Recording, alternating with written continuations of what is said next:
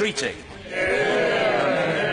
Thank you, Mr. Speaker. I beg to move that leave be given to bring in a bill to make provision about the skills and knowledge required of a person driving a taxi or private hire vehicle and related responsibilities of taxi or private hire vehicle company operators and service providers, to require operators of taxi or private hire vehicle companies and service providers to hold specified types and levels of insurance, to make provision about the tax liability of taxi or private hire vehicle companies and service providers, and for connected purposes.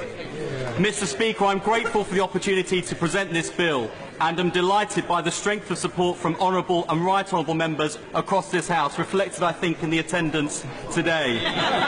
This is a bill that seeks to put fair competition and passenger safety at the heart of the taxi and private hire vehicle industry in London and across the country. The advent of new technology in the taxi and private hire industry is revolutionising the way that people are able to navigate our great capital city. Indeed, it is revolutionising transport in cities across the United Kingdom and across the world. At its best, disruptive technology drives innovation and increases competition, with enormous benefits for businesses and consumers alike. But as we have seen on the streets of London, it also brings significant challenges. This bill seeks to address some of the challenges that have been neglected for far too long. The debate about the future of London's taxi industry has been unfairly characterised as a debate between those who support competition and innovation on one hand and those who want to cling to the past on the other. Mr. Speaker, this is lazy analysis. It is true that London's iconic black taxi trade is at risk. I would go as far to say that the threat to the black cab trade is existential. But the cabbies I represent aren't afraid of change and innovation. They aren't afraid of new technology, and they aren't afraid of competition either. But they are finding it increasingly hard to compete in a changing marketplace with both hands tied behind their back. And it's great to see, Mr. Speaker, even the Chancellor taking an interest in their plight. The Chancellor may need a taxi, Mr. Speaker. I represent many black taxi drivers, Mr. Speaker. Ilford North was once known as Green Badge Valley, and it's still not unusual to see taxis parked on the driveways of Gants Hill, Clay Hall, Barkingside and Woodford. I also represent hundreds of minicab drivers and drivers who work for new market entrants like Uber. Like many Londoners, I use black taxis, particularly in central London, and I also use minicabs and apps like Uber locally. I welcome the choice and enjoy the benefits of competition. But I also recognise, Mr. Speaker, that the explosion in the number of private hire vehicles in London presents regulatory challenges and risks for passengers. An investigation for LBC by Theo Usherwood exposed the ease with which individuals can access a private hire licence without adequate insurance. We know that a number of vehicles are already on the road without appropriate insurance. Last year, The Guardian was able to demonstrate how easy it was for an Uber driver to pick up a customer having provided fake insurance paperwork via its operating system. Some private hire vehicles are illegally plying for hire and touting, increasing the risk of passengers getting into cars driven by unlicensed and unknown drivers with considerable risk to their safety. Mr. Speaker, this is illegal practice and one that the regulators ought to be acting a lot harder on. Guide Dogs UK found in a survey of assistance dog owners that 43.5% of respondents have been refused access to private hire vehicles, and it is all too common for LGBT passengers to experience discrimination.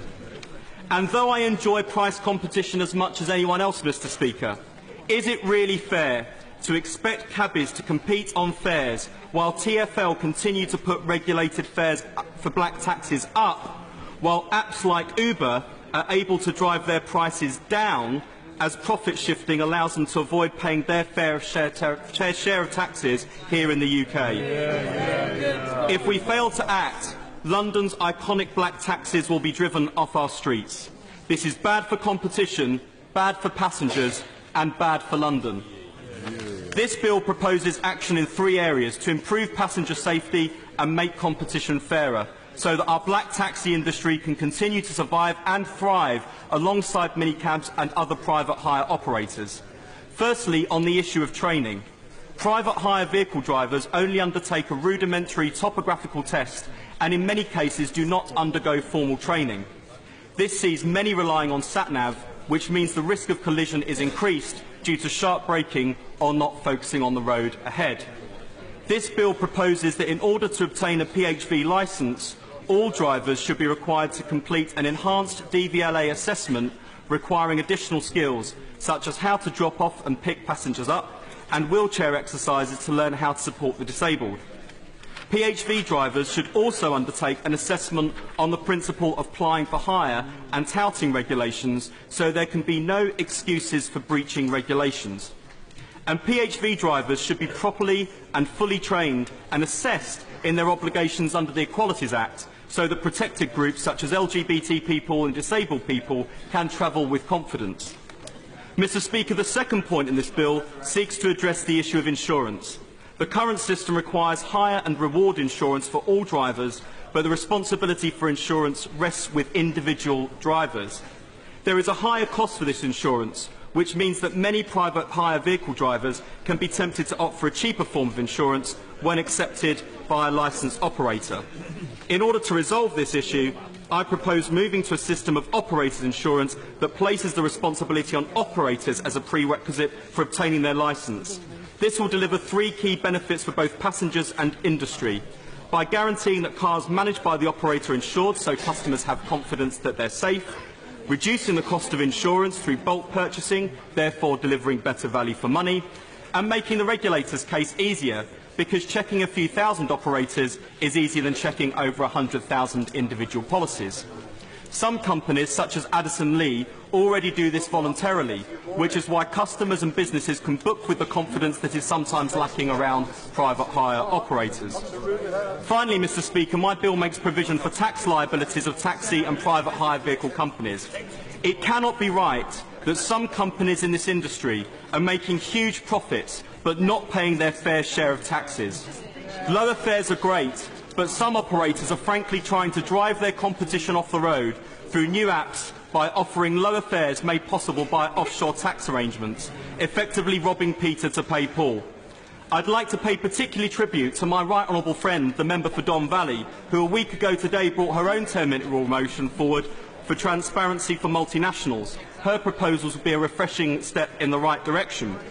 This bill would introduce a requirement for the Chancellor or Financial Secretary to the Treasury to make an annual statement to this House on the progress of the OECD base erosion and profit shifting project and the action Her Majesty's government is taking to ensure there is proper scrutiny in these areas, though hopefully the Chancellor might be better at making progress in that area than his own targets. It's a small measure, but it would indicate the view of this House that the government needs to do much more to tackle tax avoidance.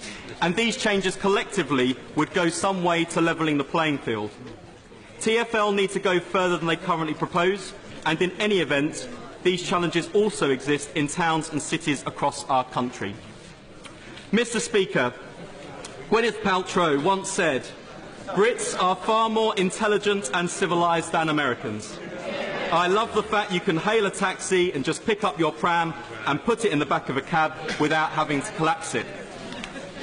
Perhaps more profoundly, Professor John O'Keefe, a Nobel Prize-winning neuroscientist, said, "Some of the best navigators in the world are London taxi cab drivers. They have to learn 25,000 streets and how to get from one to the other." Mr. Speaker, I'm sure the whole House will agree that Brits are more intelligent and taxi cab drivers are the best navigators in the world. They are also small businessmen and women, providing a world-famous service and struggling to make sure that they owe their families and make their families a good living. We owe them a chance to compete fairly, and we owe it to our great capital city to ensure that this iconic black taxi industry and that great iconic black taxi itself isn't confined to London's history books. For these reasons, and so many more, Mr. Speaker, I commend this bill to the House. Order. The question is that the honourable member have leave to bring in the bill. As many as are that opinion say aye. Aye. On the contrary, no. I think the ayes have it. The ayes have it. Who will prepare and bring in the bill? Lynn Brown, Neil Coyle, John Cryer, Clive Efford, Mr David Lammy, Kate Ossamore, Joan Ryan, Mr Virendra Sharma, Gareth Thomas, Mr Charles Walker and myself, sir.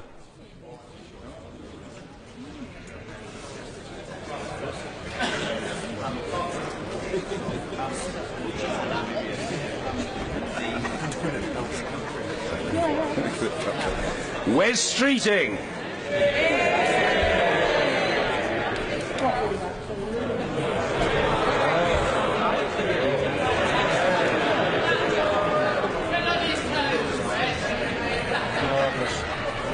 Taxi and Private Hire Vehicle Operators Regulation Bill. Second reading what day? Friday, 22nd April, sir. Friday the 22nd of April. Thank you. Order. The clerk will now proceed to read the orders of the day.